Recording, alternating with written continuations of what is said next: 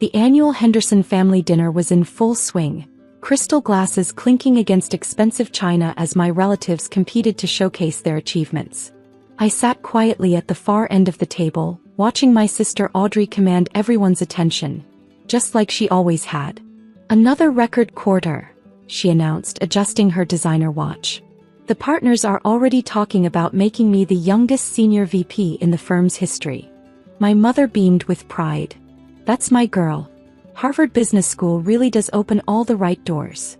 I suppressed a smile thinking about the email I'd received that morning, the one confirming that my company, Nova Technologies, had just been valued at $4.2 billion. The one explaining that Forbes wanted to feature me in next month's issue. "And what about you, Alexandra?" Aunt Patricia's voice dripped with fake concern. "Still doing that, what do you call it? That internet thing." "Software development," I corrected quietly, though I knew it wouldn't matter. To them, I was just the family disappointment, the one who'd turned down a real career to chase some tech dream. "Right," Audrey smirked. "Because that's totally the same as managing billion-dollar portfolios." If only she knew that my latest algorithm had revolutionized artificial intelligence trading.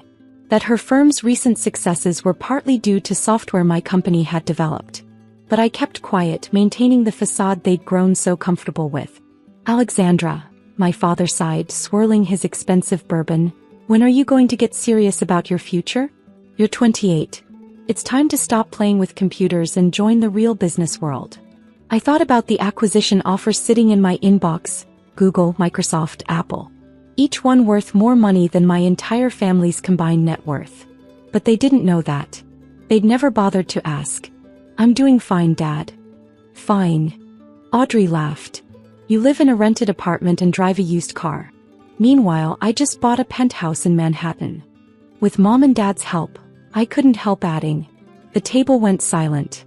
Audrey's face flushed red. "At least I'm successful enough to deserve their help," she snapped. "What have you accomplished?" "A tiny startup that nobody's ever heard of." My mother jumped in, trying to smooth things over. "Girls, please. Alexandra, honey, there's no shame in admitting you need a new direction. Your sister could probably get you an entry-level position at her firm." "That's right," Audrey said, her voice dripping with false generosity. "I'm sure we could find something suitable. Filing maybe? Data entry? You're good with computers after all." More laughter around the table. Even my father chuckled. "I'm happy where I am," I said softly. "Happy being a nobody?" Audrey shot back. "Face it, Alexandra. You'll always be a nobody. Some of us are built for success and some of us just need to accept our limitations." My phone buzzed in my pocket. Probably another message from Forbes, finalizing details for tomorrow's announcement. They'd chosen me as their cover story. 30 under 30. Meet the youngest self-made billionaire in tech. "I should go," I said, standing up. "Early meeting tomorrow." "Meeting?" Aunt Patricia scoffed. "In that shabby little office you rent?" What they saw as a shabby office was actually just a front. Nova Technologies' real headquarters occupied 3 floors in the city's most prestigious building. But they'd never bothered to visit either location. "You can't leave yet," my mother protested. "Audrey hasn't even told everyone about her new summer house in the Hamptons. Bought with my latest bonus," Audrey preened. "Though I suppose that kind of success is hard to understand when you're still trying to make it in the startup world." I paused at the door. "You know what the funny thing is? All these years, you've never once asked what my company actually does. Why bother?" Audrey waved her hand dismissively. "It's not like you're changing the world or anything." If she only knew that Nova's AI technology was already transforming industries, that our innovations were reshaping the future of computing. That tomorrow her world would turn upside down. "Maybe you're right," I said, picking up my bag, a custom piece that cost more than her summer house. "Maybe some of us are just built different." Finally admitting I'm better? Audrey smirked. "No," I smiled, thinking about tomorrow's headlines. "Just admitting we measure success differently." "What's that supposed to mean?" "Oh, and Audrey." I paused at the doorway. "You might want to check tomorrow's Forbes magazine. I hear it's going to be illuminating." "Why?" she demanded. "Did they do another feature on successful women in finance?" Something like that. I walked out, leaving them to their self-congratulatory dinner. My phone buzzed again as I reached my car. My real car, not the modest one I drove to family functions. The Forbes editor wanted to confirm the photo shoot location. They were thinking the Nova Technologies lobby with its 3-story waterfall and wall of patents. I typed back a quick response, then started the engine. Through the window, I could see my family still gathered around the dinner table, basking in their perceived success, completely unaware that their world was about to change. Tomorrow they'd learn what real success looked like. Tomorrow they'd discover that the sister they'd dismissed had built an empire while they weren't watching. Tomorrow, they'd understand exactly what they'd missed while they were busy measuring life in summer houses and designer watches. But tonight I'd let them enjoy their last few hours of thinking they knew what success meant. After all, the best revelations are the ones you never see coming.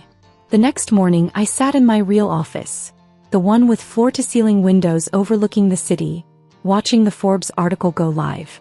My phone started buzzing immediately as the news spread. Alexandra Chen, the 28-year-old billionaire revolutionizing artificial intelligence. Your sister's been calling non-stop, my assistant informed me. Along with your parents, 3 aunts and various cousins. I glanced at my phone's screen. 47 missed calls, 112 text messages and counting. The family group chat was exploding. Audrey, this has to be a mistake. Mom, Alexandra, call us immediately. Dad, why didn't you tell us? Aunt Patricia, is this some kind of joke? I smiled, opening the Forbes article on my tablet.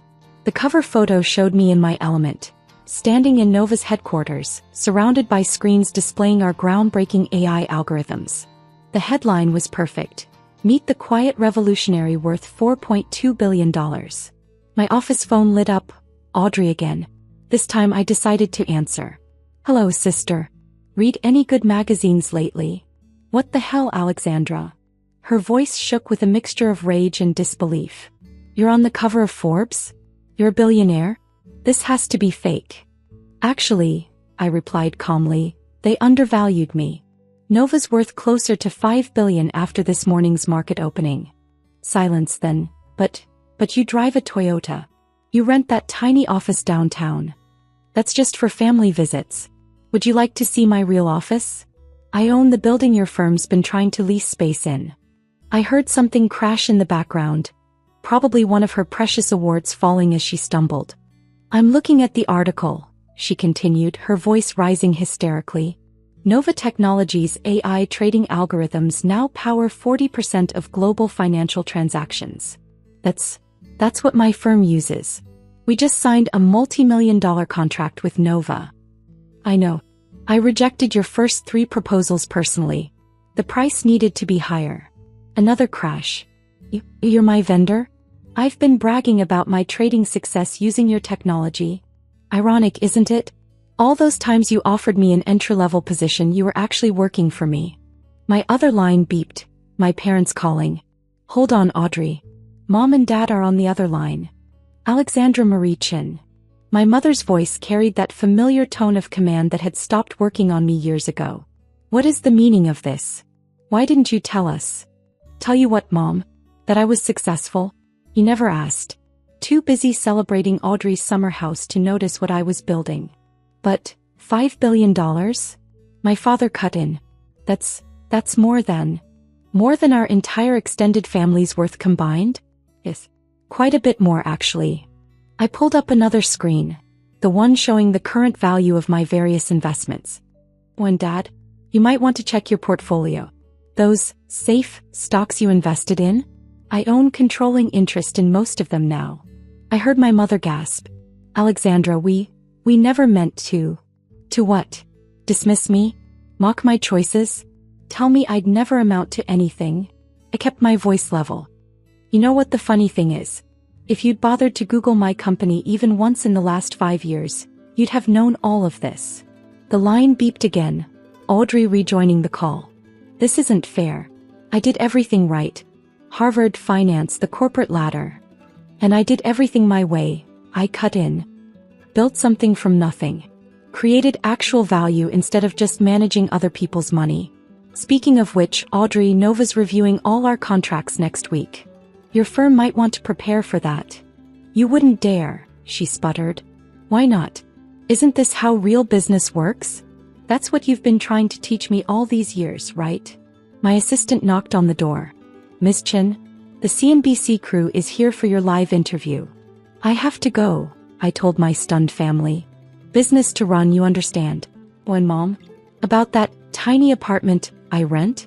I actually own the building. All 30 floors of it. Before they could respond, I hung up and turned to the wall of screens displaying Nova's global operations. My phone immediately lit up with new messages. Audrey, we need to talk about the contract. Mom, please let's have dinner to discuss this. Dad, I always believed in you, Princess. Aunt Patricia, your cousin needs a job. I turned off my phone and straightened my jacket, preparing for the interview. The headlines were still rolling in. Nova Technologies revolutionizes AI trading. Alexandra Chen, the silent billionaire, tech's newest power player, has been hiding in plain sight. My assistant returned. Your sister just showed up in the lobby. She's demanding to see you. I glanced at the security feed. Audrey stood there in her designer suit, clutching the Forbes magazine, looking completely out of her depth. Tell her she can schedule a meeting through proper channels. Just like any other vendor. And your parents? They're on their way too. I smiled, thinking about all the family dinners where I'd sat quietly, letting them believe what they wanted to believe. Tell them I'm busy. I have an empire to run. As I walked into the interview, I could see my family's messages still pouring in, desperate attempts to be part of a success story they'd never believed in. But I had more important things to focus on. After all, billions in assets don't manage themselves. The CNBC reporter beamed at me. Miss Chen, you've managed to build one of the most revolutionary companies in tech while staying completely under the radar. How did no one see this coming? I thought about my family, probably still reeling from their morning reading material. Some people only see what they expect to see. They measure success by summer houses and job titles, missing the real innovations happening right in front of them. And now, with everyone watching, I smiled, thinking about the next phase of Nova's expansion. The one that would make today's valuation look small. Now they'll have to watch someone they called a nobody reshape the future. Sometimes the best success story is the one nobody saw coming. My phone buzzed one final time. Audrey again. Please, I need this contract. My bonus depends on it. I turned off the phone and faced the cameras. After all, real billionaires don't have time for small thinking. We're too busy changing the world. Even if some people take a little longer to notice.